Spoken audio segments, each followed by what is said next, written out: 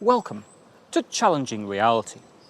I'm Chris Barnett, and in this series we're questioning the certainties of the modern world and examining the key challenges and opportunities of the future. As a futurist, I basically try to answer two fundamental questions. The first is how will we live in the future, whilst the second is what will we become. In this programme, I'm going to focus on the second of these questions and the blurring boundaries between human beings and machines.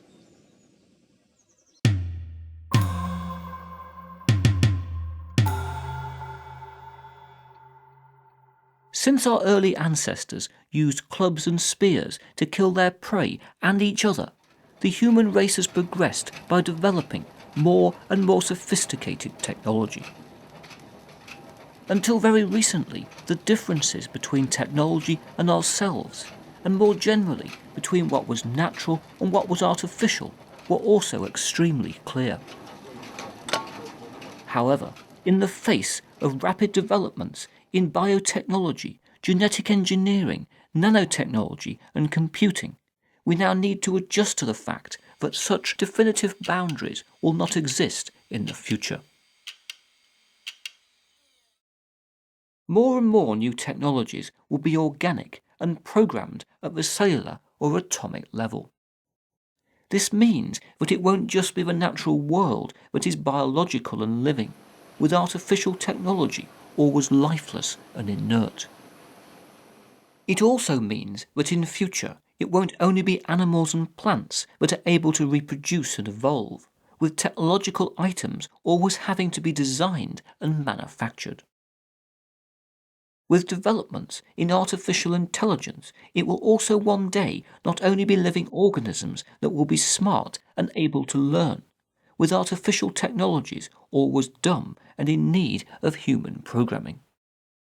As a consequence, in the future, we will share our first planet with living, self-replicating and intelligent technology.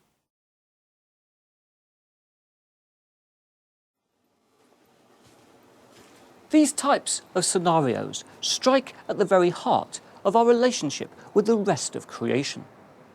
It's therefore not surprising that some now fear that we're beginning to play at God. After all, until this point in history, only those divine beings that we've worshipped have been deemed capable of having power over life itself.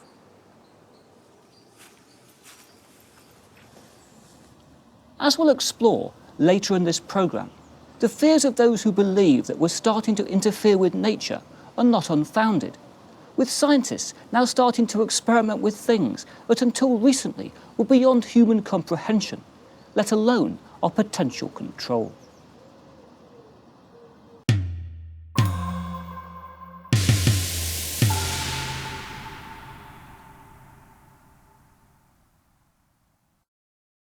Futurists use the word convergence to refer to a blurring in the boundaries between two or more previously distinct things.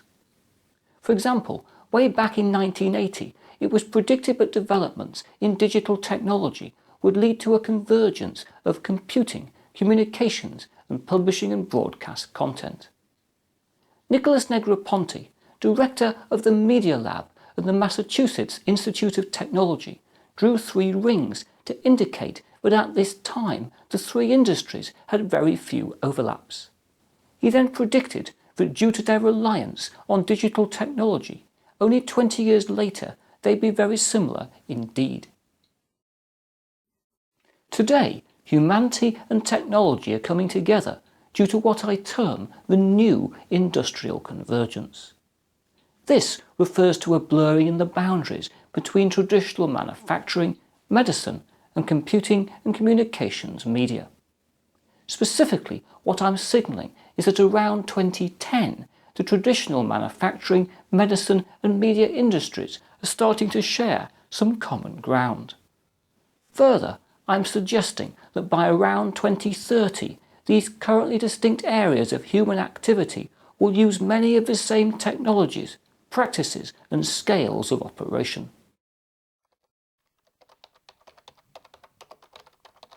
To some extent, the new industrial convergence is starting to occur as manufacturing, medicine and media all increasingly use the same digital technology. However, they are also beginning to converge as engineers, doctors and computer scientists all learn to create and program materials, products, media services and even life itself at a near atomic scale. In time, the kind of work being done by an engineer designing a new material for building a bridge will therefore not be that different from the labours of a doctor working to genetically reprogram their patient, or a computer scientist developing next-generation silicon chips.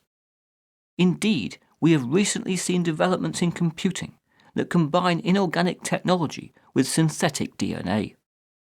However, we do not need to look to such cutting-edge research to find considerable evidence of widespread technological convergence.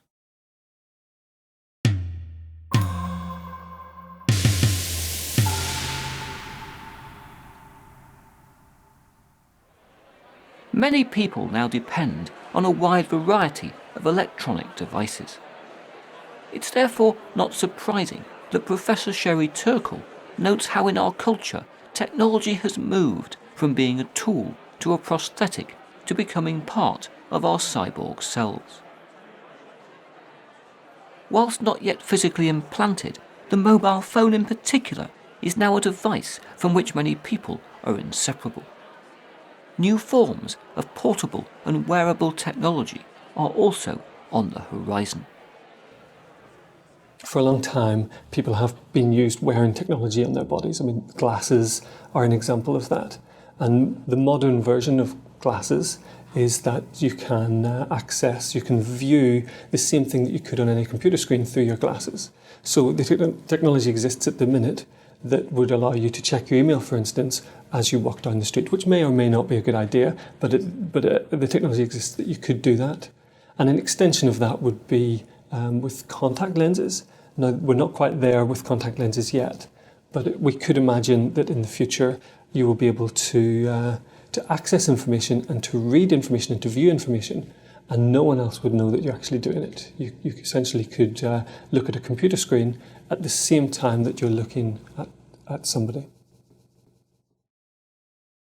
Beyond the communication of visual information, wearable technology can now also allow people to physically interact when they are geographically separated. Just one example is the hug shirt. The hug shirt lets you send a hug to someone you love. It uses Bluetooth technology. The Bluetooth technology sends a hug that you give yourself, like this, to your mobile phone. The mobile phone sends the information contained in that hug to your friend's mobile phone, and your friend's mobile phone then translates the same hug into pressure that their hug shirt puts on them, so they feel as if you have just hugged them. The hug shirt is a first-generation haptic device capable of electronically communicating a sense of touch. Such forms of interface will also one day allow people to feel prosthetic limbs and to control robotic bodies. In the future, the possibility may therefore exist for the creation of a new technologically augmented form of human being.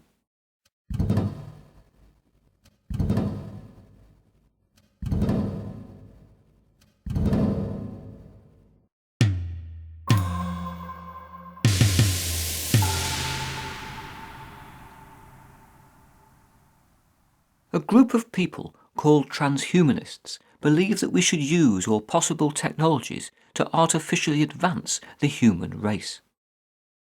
As defined by Nancy Clark, transhumanism is a commitment to overcoming human limits in all their forms, including extending lifespan, augmenting intelligence, and gaining the ability to leave the planet. The transhuman agenda may in future be achieved by using genetic engineering and nanotechnology to augment our natural immune systems and to reprogram our DNA. Transhuman enhancements could also include brain implants to enhance our mental capacities, as well as the replacement of organic organs with cybernetic body parts.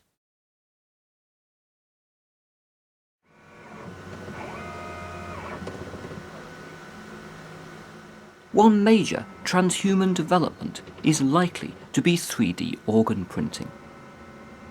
Whilst conventional 3D printers build inorganic objects in layers by solidifying liquids, bonding powders, or extruding hot thermoplastics, future 3D organ printers will create living tissue by spraying layers of cells. In the past few years, several research teams have modified conventional inkjet technologies and used them to test print veins, arteries, and even working heart muscle. Our ability to artificially synthesize the human body from digital data is therefore edging closer.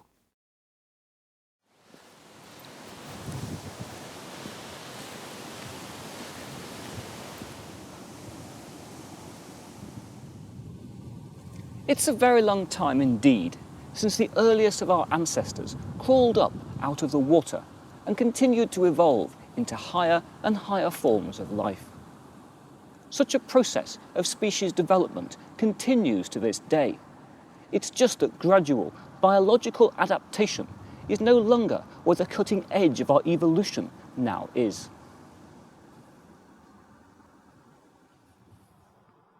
Some may fear the artificial adaptation of the human race, whilst others will welcome all forms of transhuman evolution with two or more open arms. Either way, it's now time for us all to engage in a debate about the future of our species, whilst there are still decisions left to be made.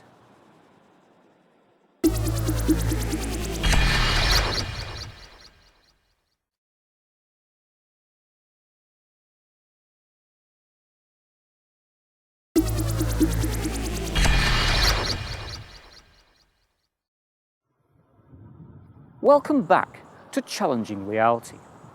In part 1, we looked at the blurring boundaries between human beings and machines and how the future of our evolution may be under our control.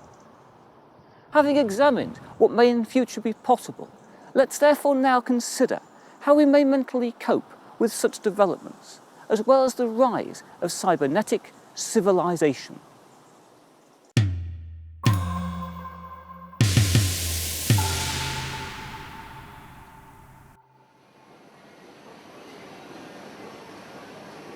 During the Industrial Revolution, machines started to evoke an emotional response in many people. For some, machines were mechanisms to be feared that threatened jobs and tradition. However, others were fascinated by machines as a source of great power and opportunity. Today, technology continues to be both loathed and welcomed, with the growing similarities between ourselves and machines starting to provoke considerable debate. Whilst most books on the topic are an interesting and sometimes disturbing read, by far the most significant is The Fourth Discontinuity by Bruce Majlish. Majlish examines the way in which humanity has constantly wrestled with the boundaries of its own identity. He begins by considering how we once believed ourselves to be separate from the rest of creation. However, this first discontinuity was challenged when 16th century astronomer Nikolai Copernicus proposed his theory of heliocentricity, with the Earth rotating around the Sun and not the other way around. A second discontinuity to be challenged was the belief that human beings were entirely distinct from the animal kingdom. However, when Charles Darwin proposed his theory of evolution, a radical questioning of humanity's uniqueness was once again triggered. To the alarm of many, Darwin proclaimed a new order in which human beings had evolved from lower species. He was therefore disputing God and Genesis as the force behind our creation. Yet a third discontinuity was crossed when Sigmund Freud questioned any absolute divide between our conscious and subconscious selves. Freud forged a rational science out of the irrationality of language and dreams. He thereby exposed human beings as psychological creatures not always in conscious control.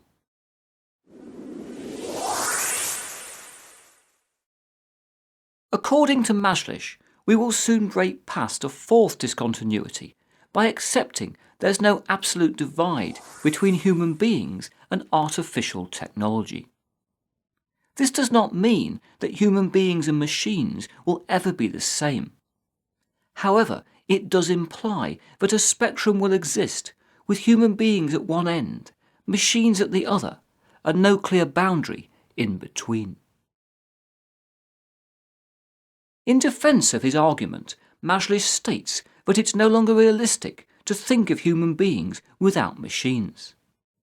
He also suggests that the same concepts and processes are involved in the workings of human beings and new technology, with any absolute distinction thereby being bridged.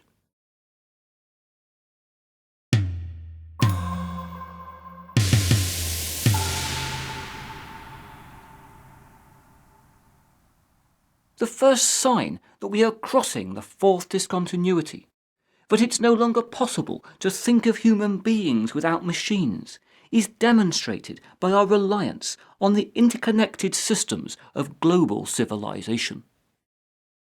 As explored in previous programs, humanity and technology have already become a global cyborg that Gregory Stock has named Metaman.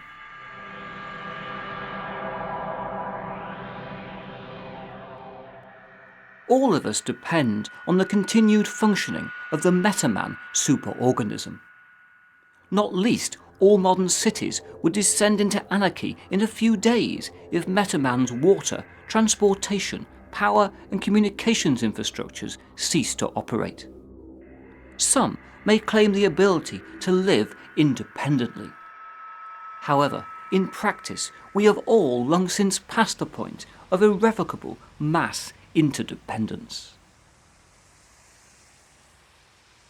Metaman is already a cybernetic creature that negates the fourth discontinuity by spanning any possible divide between human beings and technology. It also now has an increasingly sophisticated nervous system in the form of the ever-expanding Internet. Human beings click on a web link billions of times a day. Each click causes a disk drive head to move and seek or write data. However, each click also teaches Metaman by forging another electronic connection between technology and ourselves.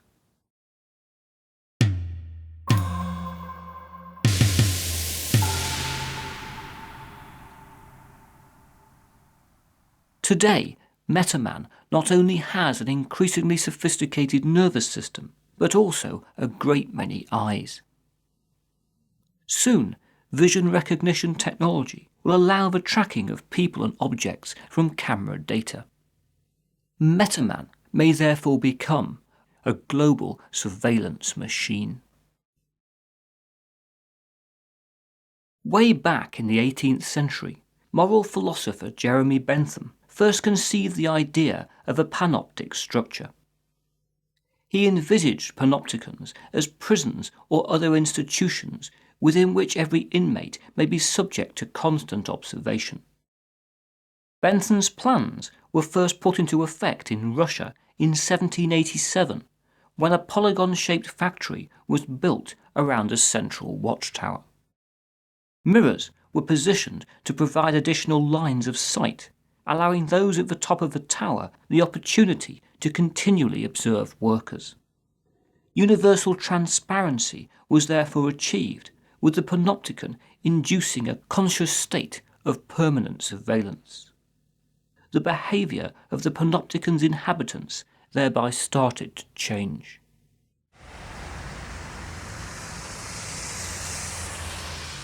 We may well have welcomed cameras into our public spaces to allow us to feel more safe.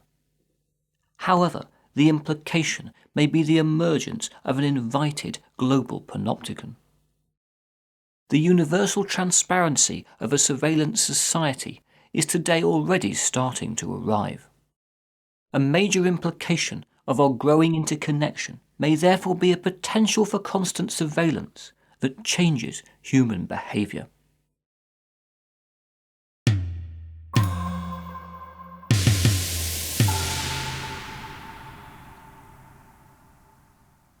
Due to mass interconnection, the possibility may one day exist for the internet to become a single sentient creature.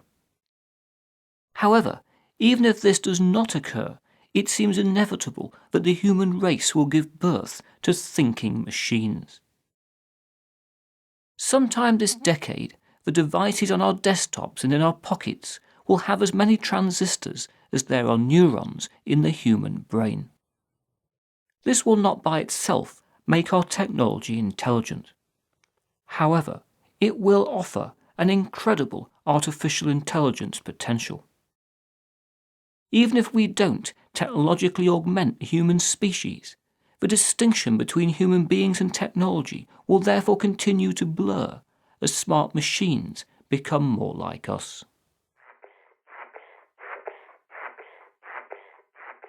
We don't yet know if the first sentient artificial intelligences will be based on today's silicon hardware, or perhaps biocomputer chips built from synthetic DNA.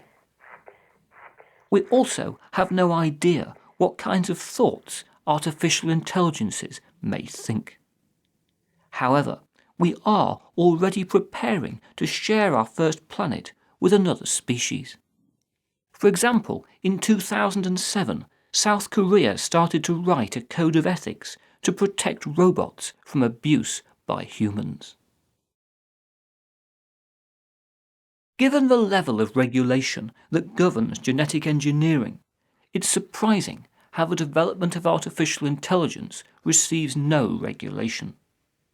In other words, whilst the actions of those who tinker with existing life may be closely monitored, scientists who are working to introduce a second race of intelligent beings to planet Earth are simply not scrutinised. This is not to suggest that they necessarily should be. However, as the fourth discontinuity is crossed, this moral inconsistency will not be sustainable.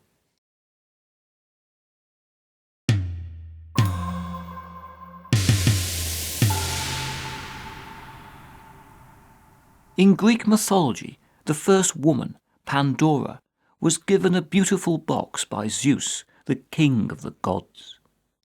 The only condition was that the box was never opened. Unfortunately, as Zeus had anticipated, Pandora's curiosity was so powerful that she opened the box, so releasing death, disease, and all the other evils of mankind.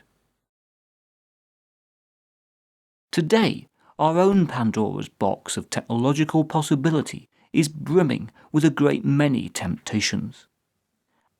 As our sciences and knowledge converge, the potential will soon exist to control the complexities of our own biology, to create new forms of intelligent life, and so to become gods ourselves. We may, however, still have time to question whether we really ought to do this.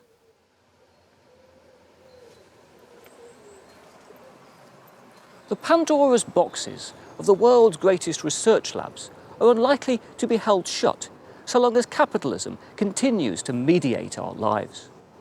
This said, whatever some may fear, new technology development by itself will never do anything to our humanity. However, it is likely that we will continue to choose to do things to our humanity with new technology. In other words, the extent to which the cyborg will emerge is up to us, with the future evolution of the human race resting in all of our hands.